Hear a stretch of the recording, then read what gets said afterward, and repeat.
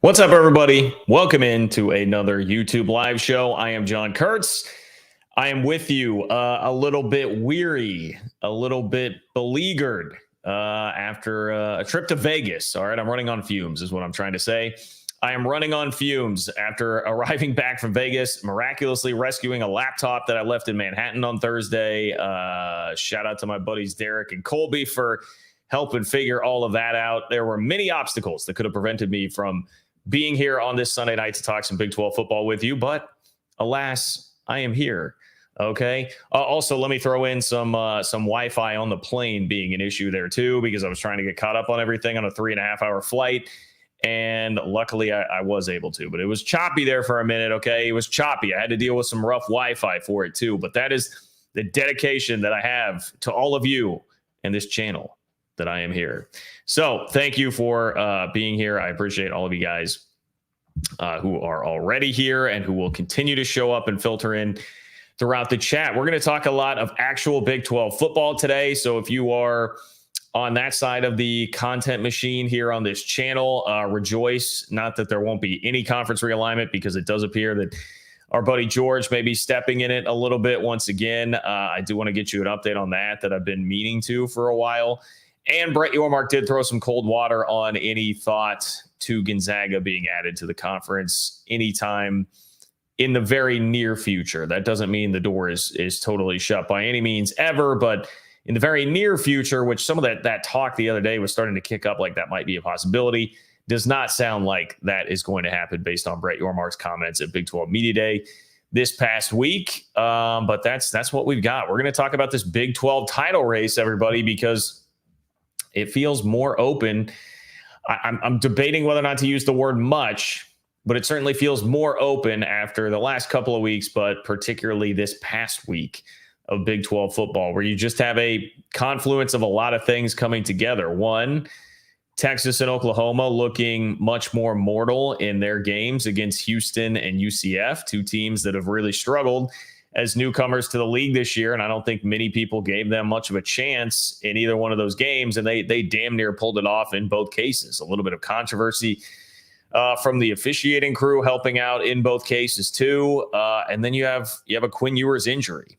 We need to figure out what is going on exactly with Quinn Ewers, and I would say the report that we got within the hour from Pete Thamel is not super encouraging for Texas fans as it relates to the K-State game, which is in 2 weeks, 13 days from now, in fact. So combine that with the fact that Oklahoma State and K-State looked very good once again on Saturday, picked up another couple of wins and another couple of nice wins for K-State, definitely in emphatic fashion. Oklahoma State certainly closed the game in emphatic fashion against West Virginia. And it looks like you have two fairly worthy contenders here. And I will say it feels like a much more wide open race from where things were at, say, 2 or 3 weeks ago, when it felt like this is, there are just miles between Texas and Oklahoma and the rest of the Big 12. It does not feel quite that way anymore. Now, how much of that is just Texas and OU being a little bit sluggish off of a bye? Certainly up for debate. And I am here to have those debates with you here on the show today. So I am very curious your opinions on that, how wide open you do feel like this Big 12 race is. But wherever you want the content to go tonight, you can help dictate that. You can help control some of that. You can do so by being like my guys Matthew and Calico and Daniel, I'm seeing, who have already weighed in here. But you click the $sign below the chat box. That is how you can attach a donation to your chat, make it a super chat, and it puts it in a separate category for me, ensures that it makes it onto the show here tonight, ensures that I read your question or comment so you can make your own voice heard, control the content and where it's going tonight here on the show, and at the same time support the work that I'm doing to bring you this Big 12 content on a week in, week out basis. It is much, much, much appreciated. As always, all of you guys who can help out, I really do appreciate that. And there is a totally free way for you to help support the channel as well. All that takes is just one click. If you just give me one click and click that like button on the video, I would much appreciate that. That helps with the YouTube algorithm. So does leaving a comment in the comments section underneath the video, either during or after, with whatever your heart desires, even if it's just to say comment, even if it's just to help rack up those numbers, or if it's to tell me that you hate me and everything that I say is stupid. Either way, all of that stuff really does help. So I would appreciate it if you did that. If you are catching up to this after the fact, you can also support the channel on Venmo. It is John-Kurtz-4 on Venmo if you would like to weigh in there. I think that's the laundry list that I have out of the way here. And let's dive right into it. I see some of the questions coming in are already relating to this main topic today about the Big 12 race. So let's start with my guy, Calico Willie. What's up, Calico? Calico says, howdy, John. What a Saturday to be EMA. What are your thoughts on who gets to Arlington with 4 weeks to go? Yeah, it was a hell of a day for K-State. Look, there's been a little bit of a rivalry, I would say, that has developed between K-State and TCU. Healthy enough after last year having 2 great games between the two teams, having the team split the 2 games, having one of them be for the Big 12 championship, and just an unbelievable game. Some things that have gone on with the fans, both in person and online over the course of the last year or so. So I don't think there's any lack of bad blood between the two teams. And I think that was evidenced by the fact that Cooper Beebe, who I will give a shout out to for this was great social media work, but Cooper Beebe, pretty quiet, reserved guy, like certainly humble, maybe quiet is not a totally fair encapsulation there, but a very humble guy. Tweeted out a video that said 342 yards rushing. And then it was a video of Peter Griffin from Family Guy trying to scoop a frog into a box for like 20 minutes and keeps missing and like slamming the frog against the window and the wall and basically just beating up this dead, lifeless frog for a long time. And there was a Power Cat superimposed on the face there of Peter Griffin. So in other words, it was Cooper Beebe talking a little smack on the frogs. I saw Javon Banks pipe up a little bit on Twitter too, which look, I love it. I love that stuff in college football. Makes the game better, makes the game more fun, more exciting. So I'm very much here for it. And look, K-State deserved it after that. Just ran it right up and down TCU's throat the entire game. K-State's rushing offense, for all the frustration from people like me with the offensive line through the first 3 or 4 weeks of the season in Big 12 play, they've been pretty dominant. And they roll up once again, 342 yards rushing against TCU in this one. Didn't really matter who was playing quarterback. I don't think either quarterback really separated themselves. And that's another issue that K-State is going to have to deal with this year. I don't know how sustainable it is to legitimately play 2 quarterbacks and be like a Big 12 championship caliber team. But at least for a week, it really seemed to work. And both quarterbacks seem to very much be bought in on helping each other. Lots of good vibes, just good vibes all the way around. And you didn't have to tackle that tricky question of what exactly you do at quarterback for the rest of the year. So lots of good stuff there. I know TCU is playing a redshirt freshman quarterback and they're down, and K-State is having a lot of the 2022 TCU luck right now with getting teams backup quarterbacks. Won't hide from that, but the defense does seem to be getting better and played great against the quarterback who put up 400 plus yards on BYU and 4 touchdowns last week. So not like Josh Hoover was totally chopped liver when it came to that. So I'm feeling much better, certainly much better about where K-State is at, where the season is at after the last 2 weeks. Who are my thoughts on who gets to Arlington? I mean, it still is hard for me to pick against Texas and Oklahoma. I think that should still definitely be the favorite. But it does feel like this is much more of a race worth watching at this point, where for a while there, I mean, to be honest, 2-3 weeks ago, I was just like, look, it just didn't feel good at all. You had this bevy of brutal non-conference losses for everybody else in the Big 12 so far this year. Texas has beaten Alabama. Even after the Texas OU game 2 weeks ago, you see them play this real epic, just a classic battle between those two teams, and it just felt like there was no chance of anything. But Oklahoma State has emerged with 3 straight wins against top half of the Big 12 teams. K-State has emerged with back-to-back really nice wins in decisive fashion, and all 3 of K-State's wins in Big 12 play this year have been very decisive.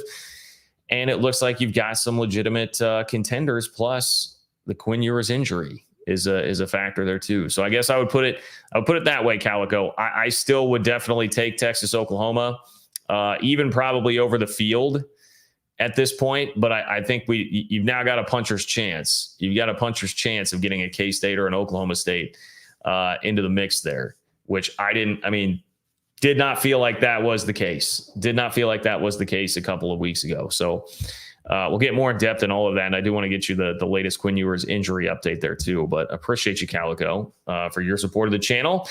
Same with you, Matthew. Appreciate your support. Matthew Hunsaker checking in. OU and Texas both appeared very vulnerable. Genuine cracks or hangover from the rivalry game? Probably a little bit of both. And I think I would skew more towards hangover. And that's to take nothing away from either Houston or UCF. But I think, like, if you look at the Texas-Houston game, for sure, I feel like some of that's just hangover and circumstance. And maybe hangover is not even really the right way to frame it, because Texas came out and jumped on Houston 21-0. I mean, it looked like that was going to be a runaway. And Texas came in very focused, clearly from the start there. But I think a couple things happened. One, Steve Sarkisian with the it was a fake field goal, right? Like, what the hell was that? Really seemed to turn the tide in the momentum of the game when it was 21-7. Like, what are you doing with that? This is where, like, I can't fully embrace Sark as this, like, national championship level coach. I think he's a national championship level offensive coordinator. As the head coach, we'll see. That was a real head scratcher and seemed to flip some of the momentum. You got to give Houston some credit too for just totally abandoning the run game, and they rolled it up through the air. I think they rushed for 14 yards in the game.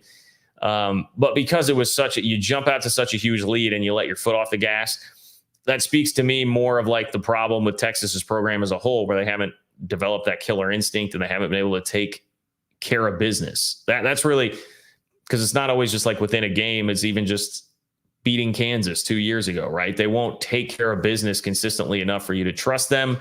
This was definitely a sign that they still have some of that in them. Getting up 21-0 and then thinking, it's Houston, we got this, we're cool, no worries, and just relaxing way too much. So that to me almost plays away from the narrative of, hey, it was just this hangover thing from rivalry week. But to me, it's almost worse, because it's kind of more indicative of like, hey, you still have a program that is not fully consistent with just barreling somebody when they need to, just knocking them over, delivering the kill shot. And they didn't do that. They let Houston hang around, and they wound up in a total dogfight of a game. And the other thing with the Texas game is that, I mean, they did lose their quarterback. Quinn Ewers got hurt. Much as I am still not quite as much a believer in him as a lot of people nationally seem to be, like, the dude is a pretty good quarterback, and losing him is definitely a drop off. So you have both of those things happening. 21-0 lead, you lose your quarterback.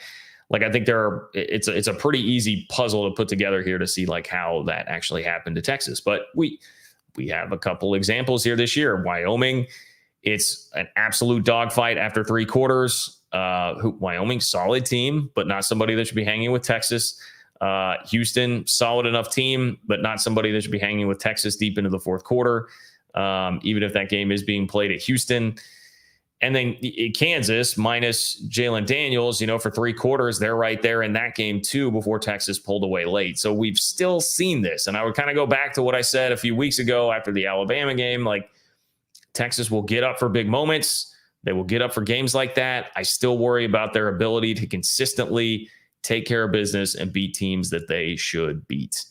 And I will stand by that, certainly after what we saw on Saturday with the Houston game. And if not for just a wretched spot on 3rd and 1, I mean, who knows what would have happened? I really wonder, and I didn't look, actually. Maybe Dana got asked this in his post-game press conference, but I have to wonder if he would have gone for 2 had they been able to score there.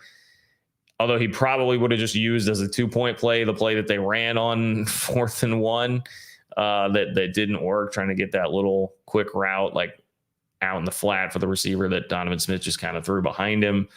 Elicited a great sideline reaction from Dana, though, after that. It made for some pretty compelling TV.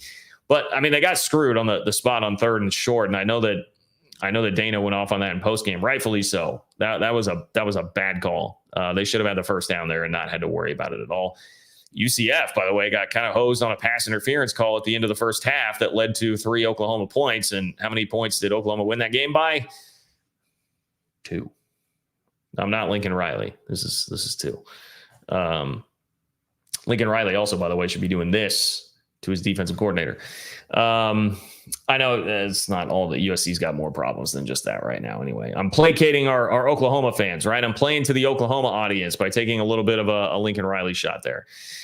Anyway, so Matthew, I would say, for Oklahoma to, for them, that felt much more over the course of the entire game, like some sluggishness.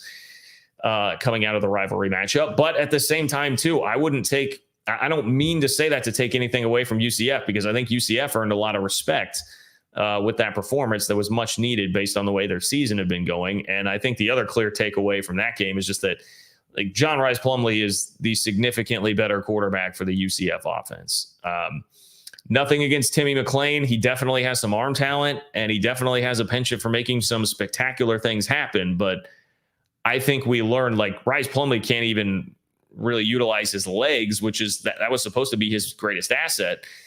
And he still was out there making that offense just look much more highly functional, something you can trust more. Like, McClain is just so erratic, and you didn't know what you were going to get. And he was capable of some really awful turnovers. I think it's clear, like, they would not have blown the Baylor lead if John Rice Plumlee were playing quarterback. They probably make that a game really deep into it against K-State if John Rice Plumlee is playing quarterback. So that I will cut UCF slack there and say, like, they definitely deserve that to be mentioned. That was a part of the game too. And I think hopefully that revitalizes UCF's season a little bit here with 5 games to go. But no, I think it was some Oklahoma and Texas aren't as far and away from everybody else as I thought. And some of that is because we're seeing Oklahoma State and K-State just raise their level of play. That makes you start to believe that. But I do think a sizable part of that is Texas and Oklahoma just either being locked in the mode of not taking care of business enough as a program, like more Texas's thing, or Oklahoma individual week sample size sort of thing, where you can tell they had a bye week and they made T-shirts about Texas fearing Oklahoma, Oklahoma only fears God, Texas fears Oklahoma, whatever those shirts were. Just a lot of again, to pull a Bill Snyder quote out here, reading your own press clippings, as he would say. A lot of that going on for Oklahoma over the past week while they did not play a football game. So that would be my thought on it right now, Matthew. Daniel, what's up, Daniel? Appreciate you, Daniel, as always. Daniel says, much happier this Sunday as both the Cats and the Chiefs won. Both Will Howard and Avery Johnson looked very good. Go Cats. Hey, cheers to that, Daniel. Cheers to that. Chiefs win again. Taylor Swift at the game again.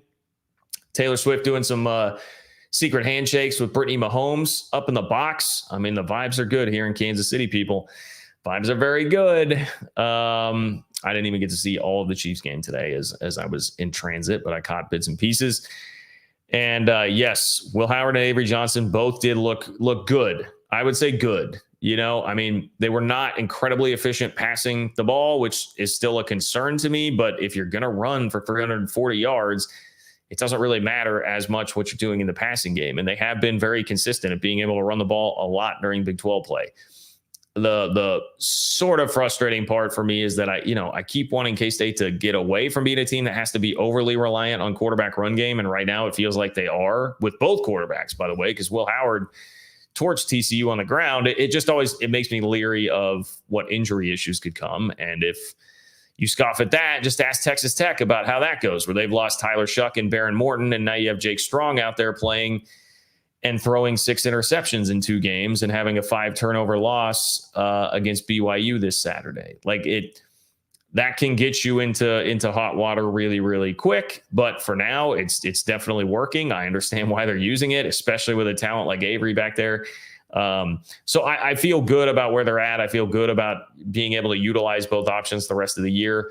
But these are always very touch and go and very tricky. And if you go out and struggle to move the ball against Houston and you're still playing yo-yo with the quarterbacks, like, we could be singing a totally different tune a week from now as you're going to Austin. So subject to change there. But yeah, last week, both did look rock solid to good. I mean, and it's kind of what you would expect with both of them. Like, Avery had some really, really high level explosive runs where you see all the talent that he has. He was like a shoestring tackle away a couple of times from busting out the huge play.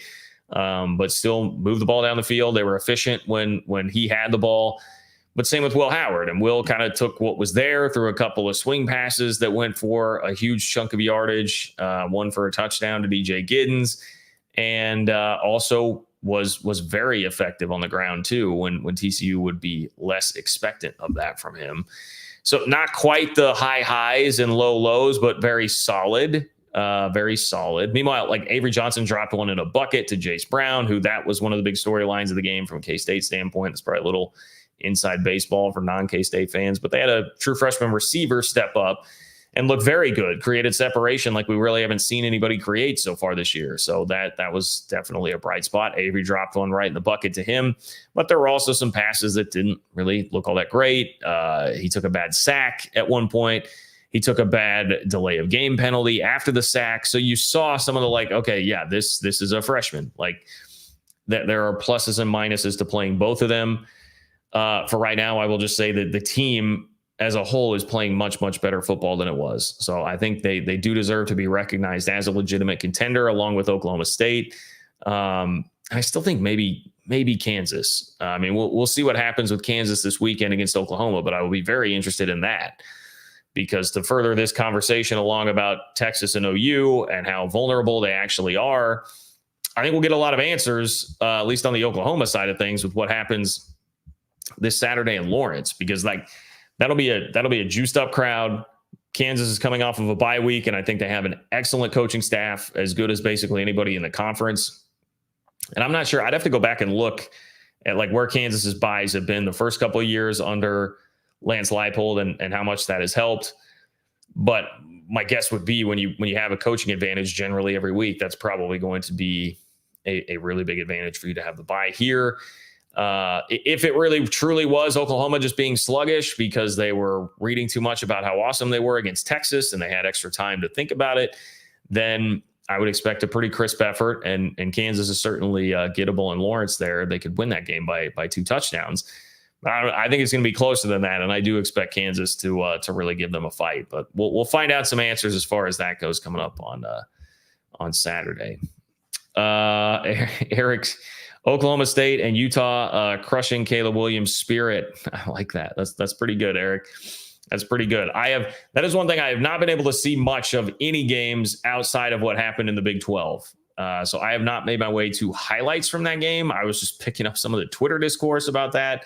And it sounds like Caleb Williams having a rough go of it. If there were going to be a defense in the Pac-12 that I would expect to crush his spirit a little bit, I would certainly say that would be the Utah defense. And you knew that Kyle Whittingham was not going to stay down long.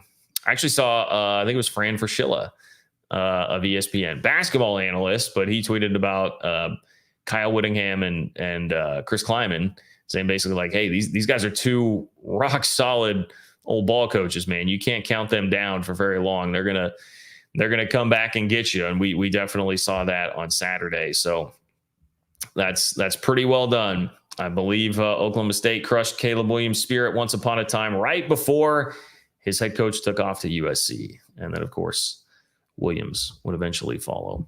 But appreciate you, Eric. Thank you for your support of the channel. And thank you for Cougs R Us for weighing in as well. I appreciate your support, Cougs R Us. Cougs R Us says Eugene Simcoe was the replay official for our game against Texas. He's a graduate of UT Law School. No wonder we got a terrible spot at the end. Oh, I love a good internet message board kind of conspiracy here. I love it, Cougs R Us. The replay official is a graduate of UT Law School. Pulling one over on Houston from the replay booth. I mean, in all seriousness, like I know that was Dana Holgerson's complaint after the game, as he said, hey, like, every time I try to get a review, they tell me it's not reviewable. He basically said, like, I don't understand what a reviewable play is and what isn't, because whenever I have a high leverage moment like that and I'm trying to get one, I just can't. So I get his frustration there. I can't believe that there wasn't more made of that. And I can't believe that the original spot was what it was. That was rough. It should have never happened. Now, you still had to score from the 9-yard line. It was going to be 1st and goal from the 9. That's certainly not a given. But it shouldn't have ended the way that it did. Houston should have had their 4 cracks there with goal to go.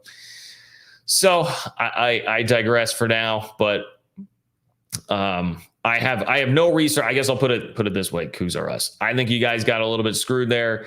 I would have loved to seen how that played out. I would have loved to seen if Dana would have had the stones to go for 2 at the end of the game had they scored there. And I'm all for being a little conspiratorial with this sort of thing, as long as you're stopping short of like, let's don't go doing anything silly with this information. But I love bringing it up and pointing out that it could just be a statewide or conference wide Texas conspiracy. Although Cougs R Us, you need to get this info. You need to get this info to Texas fans and Oklahoma fans for that matter, because they've been on a tear since the offseason when Brett Yormark made his comments to Joey McGuire and company. They've been on a tear about like, hey, how can you trust this conference with anything? They're trying to screw us all. Everything is against us. The officials are going to be against us this year because it's our last year on the way out the door. You need to let Texas and Oklahoma fans know that apparently the league office is kind of screwing up their whole long con here against Texas and OU, and it's starting to actually work the other way and bend its way toward the Longhorns, at least in this case. So just a word to the wise. It seems like they could use a little something to ease their troubled minds, Texas and Oklahoma fans, that is. So anyway, appreciate you, Cougs R Us. Great effort by your squad. Sorry that didn't work out. And I will have to say, of course, will not be pulling for your team nearly as much this weekend as they head to Manhattan to take on K-State's. Nick, what's up, Nick? Appreciate you, Nick. Thank you for being here. Thank you for your support. Nick says, November 4th is a big day on the calendar, my friend. The Cats need a victory against the Horns, and my Cowboys need one against the Dirt Burglars on that day.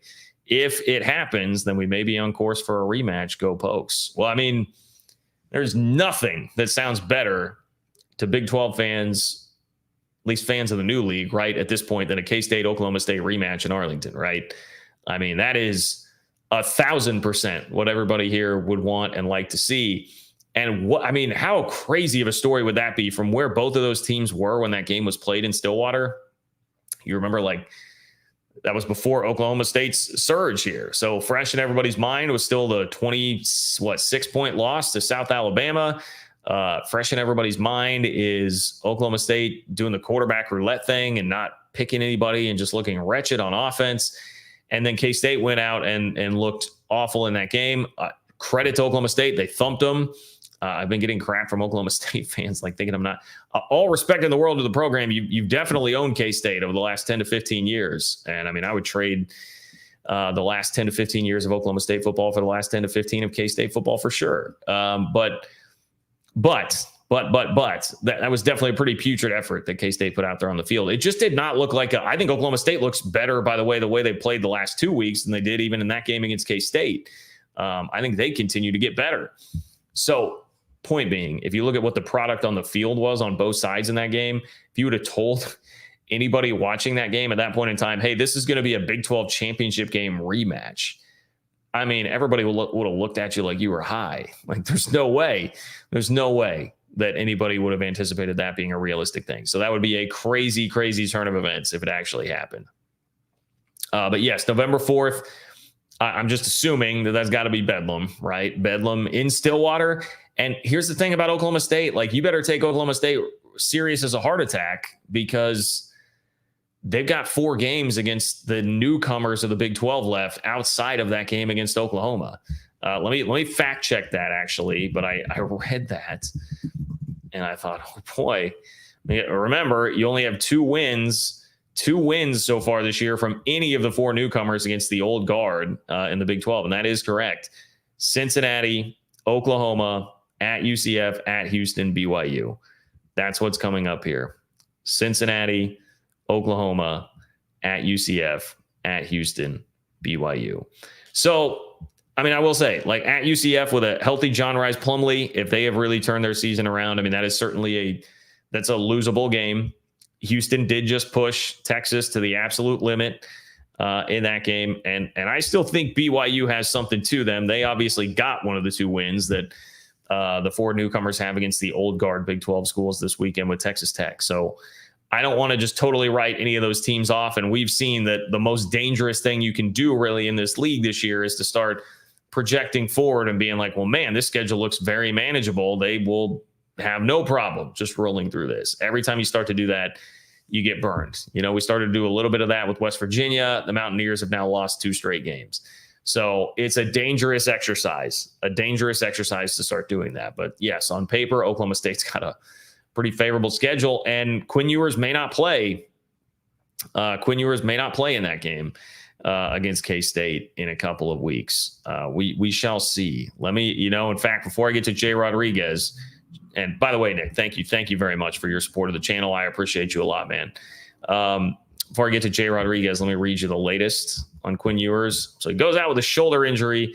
I think I've seen enough reporting now that, we can be pretty confident it's an AC joint sprain, which is a fairly common injury like in that shoulder. At least I've seen it a couple times around K-State circles. Jake Waters, if you remember him, quarterback 2014 for K-State on a 9-win Cat team.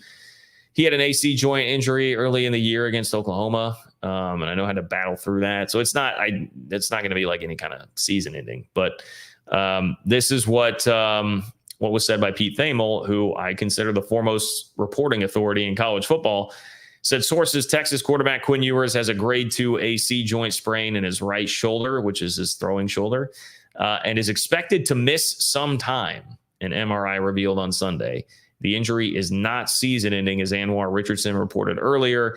A more finite timetable should emerge this week, and perhaps tomorrow. I know that Sark has his weekly press conference tomorrow, so I would imagine we get more information as far as how long he may be out then. But miss some time. How long is some time? That certainly seems to make you believe he wouldn't be playing this week.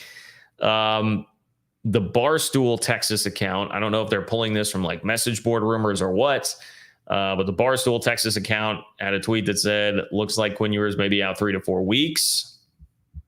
So we're seeing some time, we're seeing 3 to 4 weeks. If it's going to be 2 weeks and he's not going to play against K-State, then all of a sudden, we may really have a wide open race here because Texas already has a Big 12 loss. And if K-State goes into Austin and hands them another, that's really opening that door for Oklahoma State and or K-State there. And Oklahoma still has, as much as we talked about their schedule looking pretty easy breezy in the league, they've got a road trip to Kansas. They've got a road trip to Stillwater. Those are not going to be easy. So it appears much more doable. Again, to further this point, it appears much more doable than it did just a short while ago. Jay Rodriguez. What's up, Jay Rodriguez? Appreciate you, my friend. Thank you for being here. Jay Rodriguez says, congrats to UT. It was a great game, and I'm glad we did not get steamrolled. Go Cougs. Nothing to hang your head about at all if you are a Coug fan in that matchup. Showed a lot of heart. I really like Donovan Smith, man. I've liked him since his time at Texas Tech. It seems like he's got some dog in him, man. It seems like he's a fighter. I really admire him as a player. And he did a lot through the air, certainly to help bring Houston back there and didn't let them just fold when it got to 21-0. So I know that you're in the Big 12 now. You don't want to be taking moral victories, but for both UCF and Houston, those games are about as moral victory-ish as you can get in terms of if you wanted to actually take a moral victory from something and nobody could really give you too much crap for it, those games qualify about as much as any, I would say. A little bit of controversy hurting you, 2 teams that were just rolling and supposedly head and shoulders above everybody else in the league. You've taken it on the chin. You've had a hard time beating anybody in the league so far, and you rise up and damn near pull it off in both cases. Lots to be happy about there. I think the thing you got to watch out for is then now if you're Houston, you've got to go on the road to K-State, who's rolling. Is it situationally a bad spot here for Houston to try to regather yourself mentally after what just happened and losing a game with some controversy there and Dana Holgorsen complaining about the spot in the post-game press conference? Can you refocus enough to go take on a K-State team that's playing very well right now? Now, you might get a K-State team that's looking ahead to Texas, too, coming off of a big win this past week over TCU, a matchup that they were definitely up for because of the recent rivalry, as I mentioned. Now K-State would be looking potentially forward to a huge matchup in Austin, but they're going to have to get through Houston first. So there may be that to counteract some of the situation element for Houston, where you would worry about a bit of a letdown, basically, after that close call against Texas. But anyway, Jay Rodriguez, it was fun to watch your squad, man. Fun to watch your squad in that game. Payson Cougar fan. What's up, Payson Cougar fan? Payson Cougar fan says, Utah still sucks. Go Cougs. One more for bowl eligibility, not next week, but soon. I'm glad you brought that up because I had that in my notes, Payson Cougar fan. I remember we were talking about that last week, the odds of BYU getting to a bowl game. And I said, this is basically a must win against Texas Tech. That is pretty much a must win. And they did it, rode the 5 turnovers of the defense to cash it in for 13 points off of turnovers. And they won the game by, you guessed it, 13 points. They're at Texas. They're at Texas at 2:30 on ABC this week. That is a tough putt. That's a tough ask. But again, probably going to be dealing with a backup quarterback there. Maybe that makes you feel a little bit better about it. Texas looked very vulnerable last week, and they have been vulnerable very much at times at home throughout this run of the last 14 years of mediocrity as a football program. I'm trying to pull up a box score here for you. I'm sorry, but anyway, yes, it will be difficult. I was going to look at Malik. So Malik Murphy's stat line, he goes 1 of 2 for 7 yards in the game. They did not ask him to do a whole lot once he was in there in terms of throwing the football. So we'll see. I guess that kind of accentuates the point for me. Like, we'll see. You know, maybe suddenly BYU can rise up and make that game pretty competitive. But outside of that, the reason that it was so imperative for the Cougars to get that win for bowl eligibility, rest of the schedule does not do them a lot of favors. They have, God, I keep pulling up the Texas schedule. Come on. Give me BYU. BYU's got at Texas, at West Virginia, at home against Iowa State, home against Oklahoma, and at Oklahoma State. So you look at this right now, road trips to Texas, Oklahoma State, and West Virginia. Not easy, man. Not easy in any way, shape, or form. Home for Iowa State and Oklahoma. Obviously, the Sooners are tough. That's a top 10 team. Iowa State's been looking pretty damn good. So yeah, that's tough. That's a tough one. And that's why I thought, you can find a win in there. I think BYU certainly can find a win in all of that, but you needed to have that 5th one in your back pocket by beating Texas Tech. So good position for BYU to be in. And I would suggest that they can go play with house money, Payson Cougar fan, this Saturday. Like, that's a ultimate sort of house money kind of game. Nobody's going to expect you to win it. Texas is dealing with a potential new quarterback. They would have a big game on the horizon the next week when it comes to the Big 12 title race. There are some reasons you could talk yourself into BYU being competitive there. I'm certainly pulling for it, man. I'm certainly pulling for it. Let's go next to Matthew. What's up, Matthew? Appreciate you being here, Matthew. Great to hear from you. Matthew Nichols, too heartbroken to talk football. Thoughts on Texas Tech ditching Under Armour for the Patrick Mahomes Adidas line? Pat is by far our most notable alum, but do kids dig the brand? Great question, Matthew. This is the kind of thing I'm very interested to talk about, especially after K-State recently went through a bit of a flirtation with Under Armour when Nike was kind of dragging their feet on some things. Ultimately, K-State re-upped with Nike, thank goodness. But anyway, I think it's great. Like, here's my take on it. Do the kids love Adidas as much as they love Nike or Jordan? No. Do the kids love Adidas more than Under Armour? I mean, I think so. I think Adidas is definitely a step up from Under Armour. And when you combine that with your most famous alum, and he just so happens to be, one of God's greatest gifts to this earth and the greatest football player on the planet, I think that also helps a lot too. Like, as much as you can involve Mahomes in this, get his name, image, and likeness all over this bad boy and associated with your school even more, I think that's never going to be a bad thing. So I like it a ton. When I saw that come across, I had heard rumblings about it. And then when I saw it come across, like I saw Mahomes tweet about it today, I was like, hell yeah, Tech, let's go. I think that's a good move. I'm not a fan at all of the Under Armour gear. I think their shoes are horrendous. I think it's a horrible thing for basketball. I think you'd much rather be in Adidas school there. I mean, we all know who the most high profile Adidas school is in the league basketball wise, right? That'd be the Kansas Jayhawks. They've got a monster deal. They get paid a lot for it. So that also is going to make the pot a bit sweeter for them on that front. But they obviously perform very well with Adidas being the school that is backing them. So I think there's a lot more reason to believe in that partnership than the Under Armour partnership. So Matthew, I think that's good news for Tech. And I know you said you didn't want to talk football, so I hate to do this to you, but I'm hoping maybe this will make you feel better. The Tech situation right now just reminds me so much of K-State in 2020 when Skylar Thompson got hurt, ironically against Texas Tech, and then they had to go with true freshman Will Howard, who was just in no way ready. He was just way too green. He got thrown into the fire far too soon, and he was a lot of turnovers, didn't look good, fans ripping on him, season falls completely apart. And I just felt bad for him because it was like, look, this was a developmental kind of 3-star recruit quarterback who was not supposed to be having his flaws exposed to the world this early in the stage of development of his career. And that's basically what you have with Strong right now, is a freshman who's just being thrown into a position that he's probably not ready for here at this moment. And it's resulting in a bunch of turnovers and the season kind of crumbling when there were really, really high hopes for it to begin the year. Now, Will Howard eventually turned around and won a Big 12 championship. So it does not mean that the book is totally written on what his career is going to be. But yeah, I mean, if you lose Tyler Shuck and Baron Morton, 2 really good quarterbacks, certainly one really good quarterback and one good solid quarterback based on what we've seen from Morton so far in his career. Like that's going to hurt you. It's going to hurt you a lot. So I don't know that there's a ton Tech can be doing about it just based on the situation, the hand that they've been dealt, basically. Matthew, what's up, Matthew? Okay. Matthew wants the George Kliavkoff train wreck.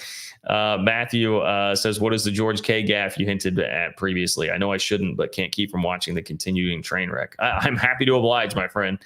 Happy to oblige. George Kliavkoff. In a court filing last month in the fight. So, okay, let me set the stage for you here a little bit. Remember, we have this court battle going between Oregon State and Washington State against George Kliavkoff and the rest of the Pac-12. Oregon State and Washington State are worried because the schools that are leaving did not immediately get their board seats rescinded, like happened in the case of USC, UCLA, and Colorado.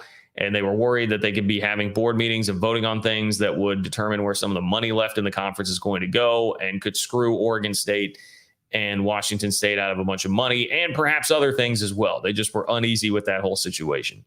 And the argument in it, well, I'll just start reading the article from here. In a court filing last month in the fight for control of the Pac-12, Commissioner George Kliavkoff indicated he had no position on the composition of the conference's governing board. Whether board seats should be limited to the 2 remaining schools or available to the 10 outgoing members as well was an issue for the universities to settle, Kliavkoff stated in his court declaration. Put some bad emphasis on different syllables there. So let me... Basically, Kliavkoff said he has no position, he has no opinion on who should get the board seats, and all of that is an issue for the universities to settle. That is what Kliavkoff had said and argued to basically try to remove himself from the beginning of this discussion. But we now have evidence that that's not what he said this summer in a different legal entanglement. Weeks before the Pac-12's collapse, Kliavkoff issued a sworn statement to the San Francisco Superior Court in which he stated that UCLA and USC had in fact already relinquished their board positions after announcing they would be joining the Big Ten.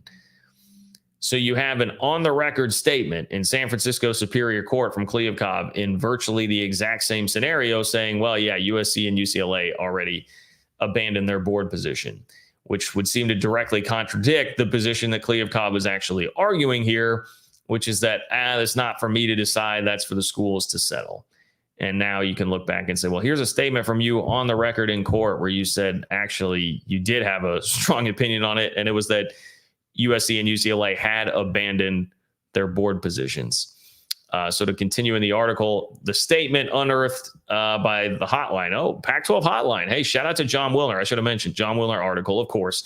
Anytime it's anything newsworthy in the Pac-12, you know it's coming from John Wilner. The statement unearthed Wednesday by the hotline is one of dozens of filings in a lawsuit brought by 2 former Pac-12 executives who were terminated for their roles in the Comcast overpayment scandal, which now, again, the latest on that was that it was going to cost like $70 million as opposed to $50 million for the league. So even worse. A source called the development potentially significant in the lawsuit brought by Washington State and Oregon State against the conference over control of the governing board. It shows Kliavkoff under penalty of perjury acknowledging that announced departures to other conferences trigger removal from the Pac-12's board. Exactly the point that Washington State and Oregon State are arguing in their lawsuit. The 2 schools left behind in the realignment game contend the 10 outgoing members gave what the conference bylaws call notice of withdrawal upon announcing their moves to the new leagues. The other thing it goes on to point out is that The conference used the same policy with Colorado on July 27th after Chancellor Phil DiStefano informed Kliavkoff via text message that the Buffaloes would be joining the Big 12. The next day, Pac-12's general counsel sent Colorado's legal officer a letter that included the following. Chancellor DiStefano provided CU's written notice of withdrawal to the Big 12 on July 27th. Under Section CB23 of the Pac-12's Constitution and bylaws, Chancellor DiStefano and CU's representation on the Pac-12 Board of Directors automatically ceases effective immediately, and CU no longer has the right to vote on any matter before the board. So it sounds like the remaining 10 or the outgoing 10 are screwed on that front. I am no lawyer. I'm no attorney at all. Maybe there is some attorney magic that can happen. I didn't pass the bar. None of that. That doesn't seem good. You've got that on the record statement about Colorado and them relinquishing their board seat. Now you've unearthed that George Kliavkoff, under penalty of perjury, has said that a similar scenario would mean that you're relinquishing your board seats. Doesn't seem good. So Matthew, another potential blunder there for Georgie K. Joe, what's up, Joe? Joe, I appreciate you. Thank you for being here. Thank you for your support of the channel, my friend. Joe says November is going to be fire, especially those games with K-State, Texas, and Oklahoma State, Oklahoma. Everybody needs to be on guard for upsets. Yes, I agree. I love the use of fire. For what November can be in this conference. It's going to be week 10 when November starts. Week 10. I'm just going to see what matchups we have looming here. So week 10 is the big one on November 4th with K-State, Texas, Oklahoma State, Oklahoma. Week 11. West Virginia going to Oklahoma, Texas going to TCU. That's not a spot Texas has done well historically, but I don't know. Oklahoma State going to UCF. I would circle that one. Like, watch out for that one. If John Rice Plumlee remains healthy, I think UCF is kind of a different team. Oklahoma does have to go to Provo on November 18th. K-State and KU is on November 18th. Texas is going to Ames on November 18th. That's it. Circle November 4th and November 18th. Those are a couple of huge days in the Big 12. K-State at Kansas, Oklahoma at BYU, Texas at Iowa State, and Oklahoma State at Houston. Fair enough. I'll throw Oklahoma State at Houston into the mix there too. Some tasty games, man. Yeah, November is shaping up to be fun as hell. I like it, Joe. I like it. And for sure, be on guard for upsets. I don't think a ton of people were super on guard for Oklahoma, UCF, or Texas, Houston this past week. What's up, Neilio? Thank you for your support, Neilio. Always great to hear from you. Neilio says, hey, John, good Sunday evening to you. Great night of ball and man happiness. Hope to continue the strong stretch of football this upcoming weekend with the Cougs from H-Town 2. Keep it up. Hey, Neilio, thank you for your support as always, my friend. Love the positivity and love what you bring to the channel here. Was definitely a great night of football in Manhattan. It reminded me a lot of, and I'm sorry, Oklahoma State fans, it reminded me a lot of the Oklahoma State game last year. Maybe not quite the same, but I was expecting a close game. I think last year, the Oklahoma State game, I was expecting K-State to probably lose, and they were so beat up. Didn't feel very good about it at all. They're still fairly beat up in this TCU game. Their defense is taking some injury hits. But no problem at all. Dominating performance. It's crazy to me to think about the last 2 years. K-State has just completely dominated Baylor, Oklahoma State, and TCU in separate games, separate occasions, one of those being on the road because of what those programs have accomplished here in the last decade of Big 12 football. Being able to beat teams the way that you did like that is not easy and not something that comes around very often. So, yeah, now the task at hand this week is going to be Houston should have gotten your freaking attention with the way that they pushed Texas to the limit this week. Stay focused on it, and do not be looking forward to that Texas game, because if you do, Dana Holgerson's team has proven that they've got enough life to be able to come after you. So it'll be a different type of challenge, I think, this week. I think there was a ton of motivation for K-State because of the little rivalry that they have going with TCU right now. And so I think they were jacked up for it this past week. Can you maintain that same level of energy for Houston? Not only a team that is lower in the Big 12 standings, but a team that you don't have any history with. Like, this is the first matchup as Big 12 opponents. You don't have history to draw upon with this too. So how motivated can you be? But anyway, Neilio, great to hear from you, my friend. Thank you for weighing in. Thank you for your support of the channel, as always. I very much appreciate you being here. G. David Davis. What's up, G. David Davis?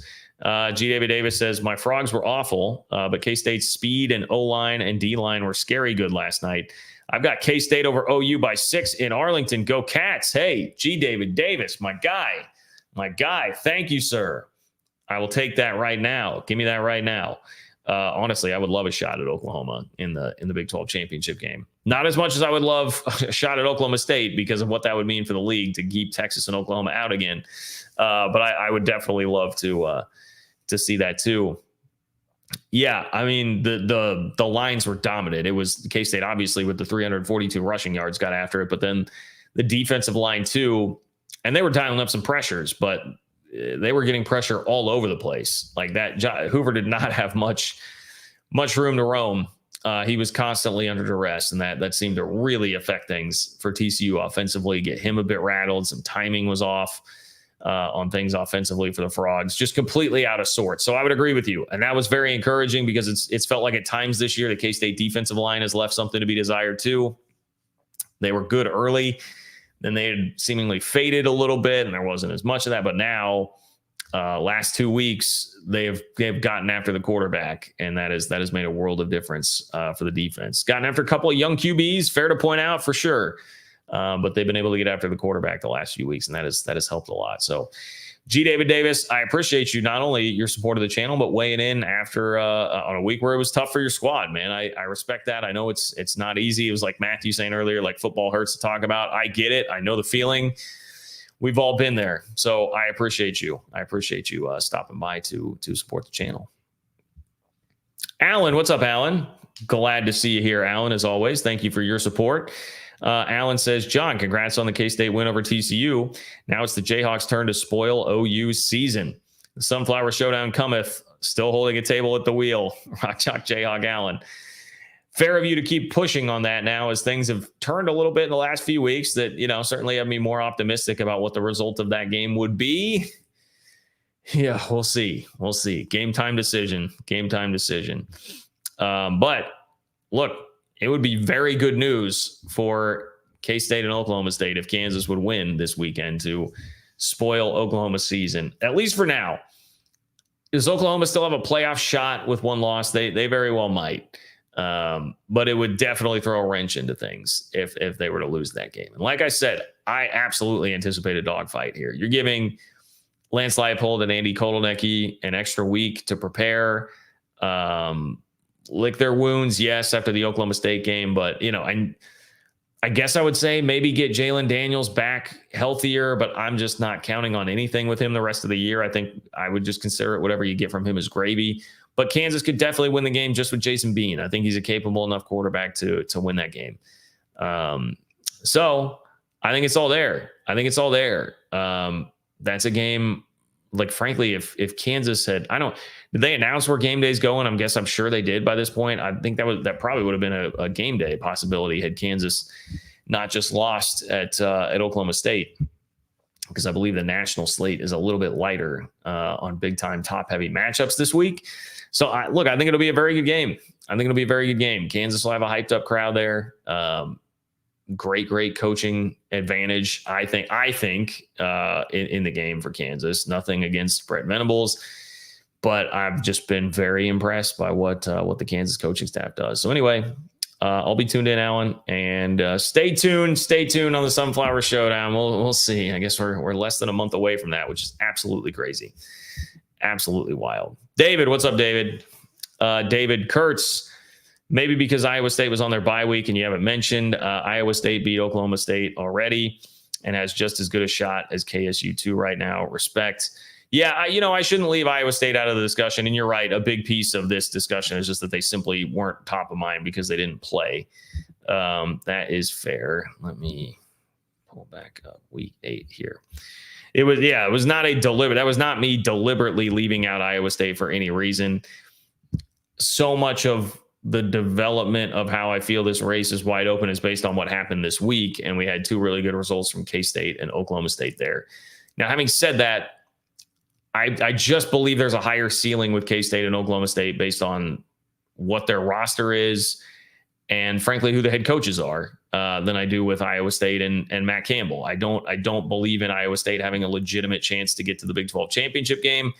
I just don't think they're ultimately good enough. I think Campbell's done a hell of a job, but I don't think the roster is as complete. I don't think there's as much talent on the roster as there is with K-State and Oklahoma State. And I've seen Mike Gundy and Chris Kleiman both win Big 12 championships.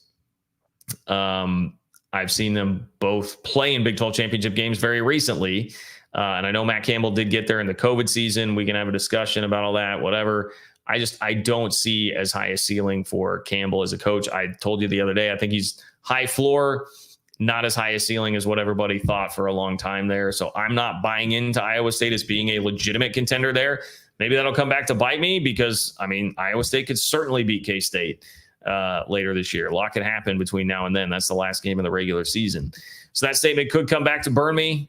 Call me a hater if you will. I'm very impressed with what Iowa State has done. I never imagined that they would be here doing what it is they're doing. And I think they're capable of playing a factor in the race for sure by spurning an upset or two the rest of the way. But I don't have as much faith that they've got quite the infrastructure in their program. That's probably the best way I can put it. The infrastructure that a K-State or an Oklahoma State would to make that charge legitimately this year. Now, if you want to talk about in the future, because so much of what Iowa State is doing right now is playing with young guys, absolutely open to having that conversation. I am open to having that conversation. Eduardo, what's up, Eduardo? Eduardo, thank you for your support, by the way, my friend. Eduardo says, after watching OU flail, are you ready to talk about Oklahoma State winning Bedlam and running the table? I think the donation probably came in before I mentioned this, but yeah, with the 4 new schools left on the schedule outside of that game that is going to be in Stillwater with just a frenzied matchup. I can't even imagine, last Bedlam that we know of. Man, that's going to be a hell of an like that's a game. I don't know. I mean, can I get a ticket to that? Someone hook me up with a ticket to that game. That would be insane to be there for it, but that will be great. The others are very manageable. It's certainly there for Oklahoma State. Like the way that they're playing right now, it's there. Gundy has got this team rolling now. 3 very good wins back to back to back. Ollie Gordon looks like a superstar. I found it crazy. What was the stat that I pulled on him? Let me pull that up. Ollie Gordon had 107 yards on 19 carries in his first 3 games. And now he's had 4 straight 100-yard rushing games, culminating with 282 and 4 touchdowns for Ollie Gordon, who's now 5th in the country in yards per game. He's averaged 26 carries a game over his last 3. Like, the dude is just a beast. I think I'm ready to officially declare he's my favorite player in the conference to watch that does not play for my squad. So, I mean, I love it. I love watching him roll. He's a fun player to watch. So, yeah, Oklahoma State certainly can. Again, though, Eduardo, I caution you. We've done this before with teams in this league. Started to think it's going to, things are really opening up. The schedule's manageable, and then somebody loses. Like, there's so much parity between 3 and 14 in this league, and maybe even 1 and 2, I think is what we have to sort of open ourselves up to a little bit after this week.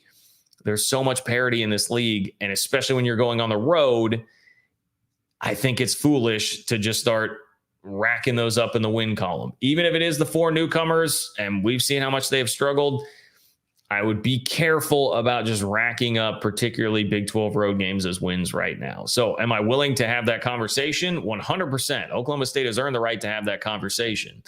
Am I willing to speak with certainty that I think it will happen? No. But am I willing to speak with certainty that I think like K-State will win out or even win every game but the Texas game? No, I'm not ready to do that either. I think this is kind of a wild ride. So we're evaluating it based on where we're at right now. And where we're at right now is you have to give, I think K-State and Oklahoma State have certainly earned the right for you to start looking at that the rest of the way. And Iowa State has earned the right too, by the way, to start looking at it. I just don't have the same confidence that they would have the ability to pull something like that off. That's the way that I would frame it all up right now. Jay Rodriguez says, watch Virginia upset North Carolina on the CW. Go Astros. I'm glad you brought that up. I saw a couple of highlights of that game, but I just had the thought, like, that has to be a special level of hell when you are losing at home to Virginia on the CW. Like, you have college football playoff aspirations, an unbeaten start, great quarterback, and you're losing at home to Virginia with the Gossip Girls marathon coming up after you on the CW. That's pretty brutal, man. That's pretty brutal. So I don't know. Hug a Tar Heel out there if you see any. Hug a Tar Heel. Let them know that we're thinking of them. All right. I think that's about it, folks. I think that is going to about do it for me. I appreciate everybody who hung out here tonight. Fun chat, honestly. Like, truthfully, I kind of like these when we can be talking much more about what's happening in football, and everybody seems pretty fired up now. I would think that this has everybody feeling like things are going to be more exciting than we anticipated coming down the stretch run of the season. And like was pointed out, November seems very juicy in this conference. So we'll look forward to that. We'll keep you updated about everything here on the channel. Some final reminders.